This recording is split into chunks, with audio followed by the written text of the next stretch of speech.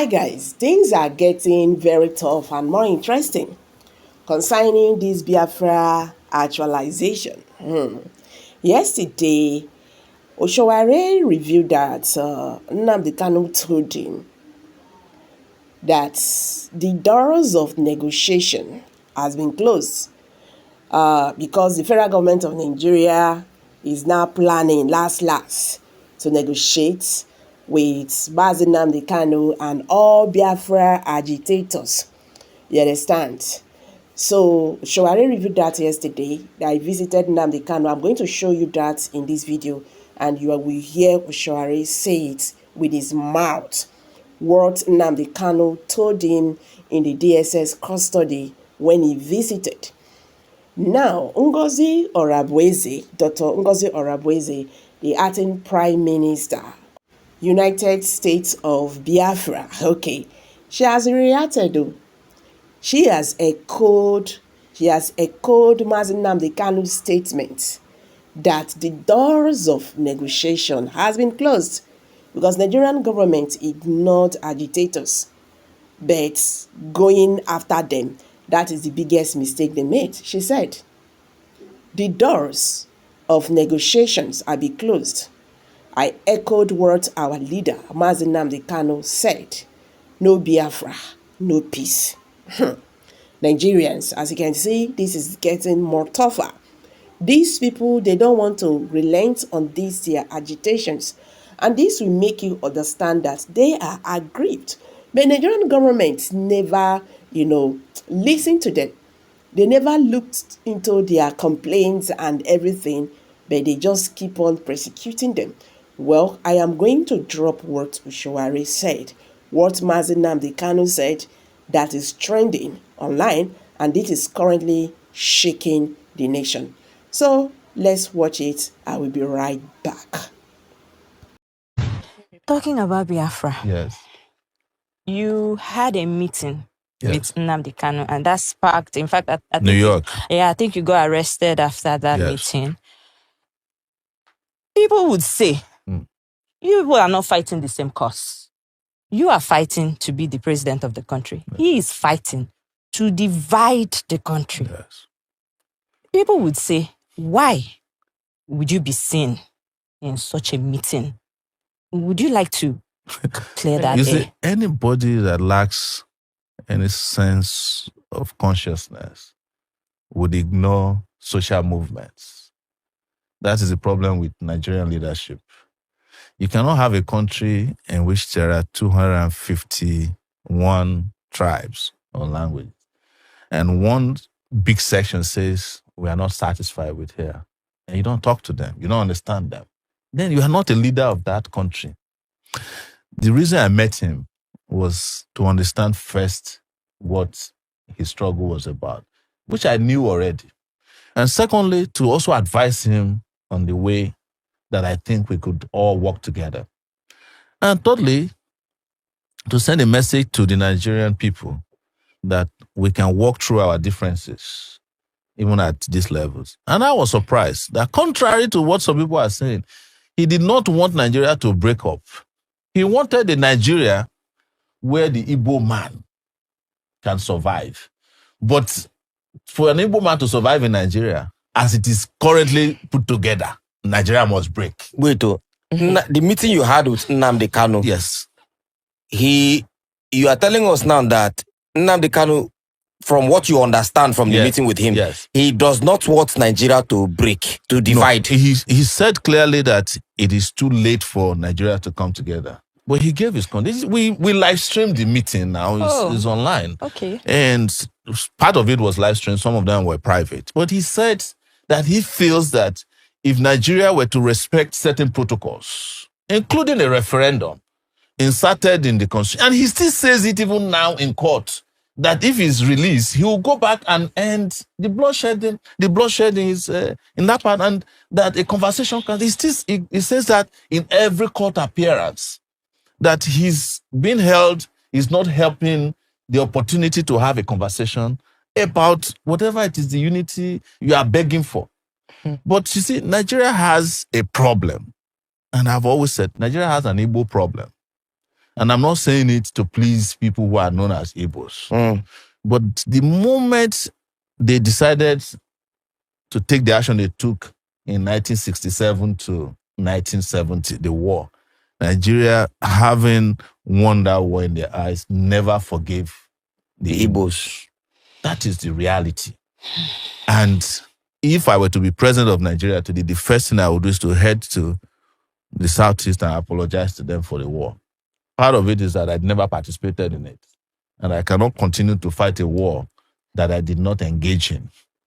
And then ask them, what do we want? So are you saying that the federal government has even before successive governments, yes, they've always had this anger against the Igbos? There is a secret memo, I don't know where it is located, in government, that whenever we want to take charge in this country, be careful of the Igbo.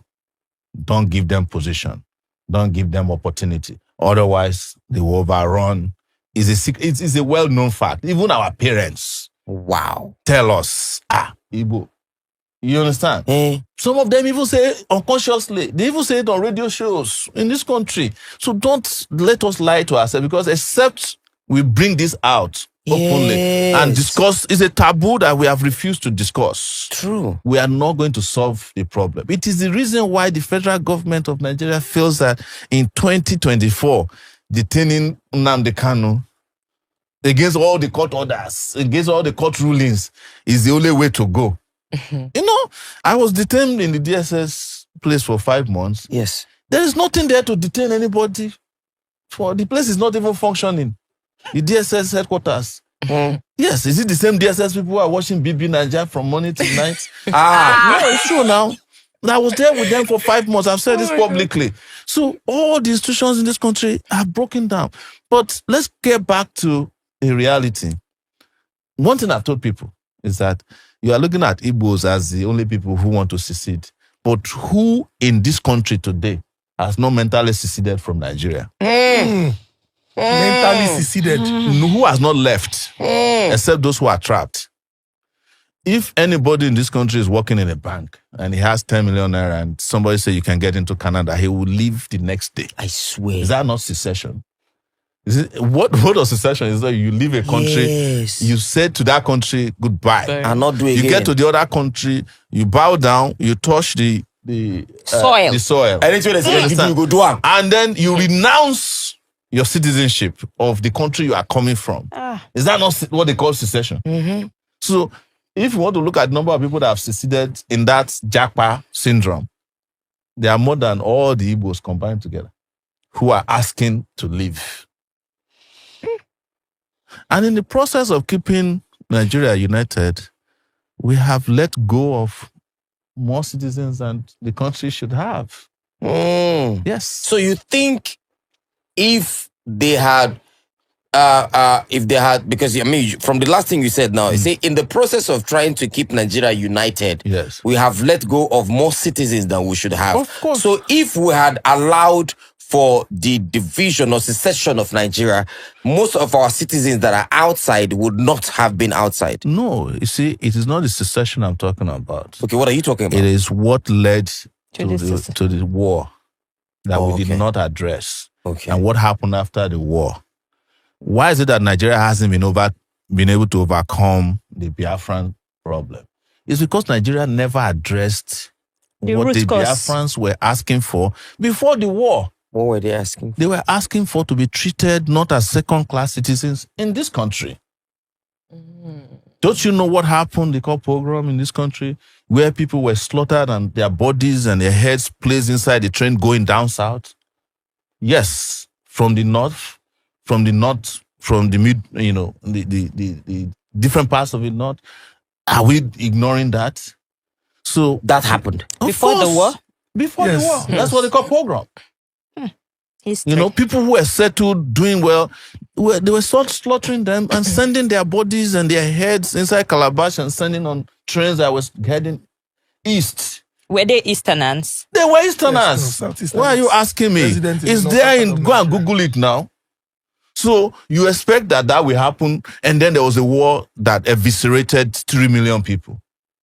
Wow. And when the war was over, you just say, oh, nobody was vanquished, nobody was victorious. And then 3 hours. But you still kept a memo and said, don't trust them. Collect people money, yes. give them 20 pounds. And then you took their properties. Ojukwu did not get back JAMB until 1992. Now his father's house, that is known as JAMB headquarters here in ECHOED. It was after he came back from Ivory Coast. It was Babangida, I think, that gave him back their property. So any country that is perpetually carrying out systemic injustice against will lose more citizens than they should have. The reason why countries that are work is because citizens believe in their country. And you cannot force that belief. It has to come through social justice. True. It has to come through economic justice. There's nothing like one Nigeria in this country. Anybody that is thinking that we are one in this country is mistaken, is living under illusion. Because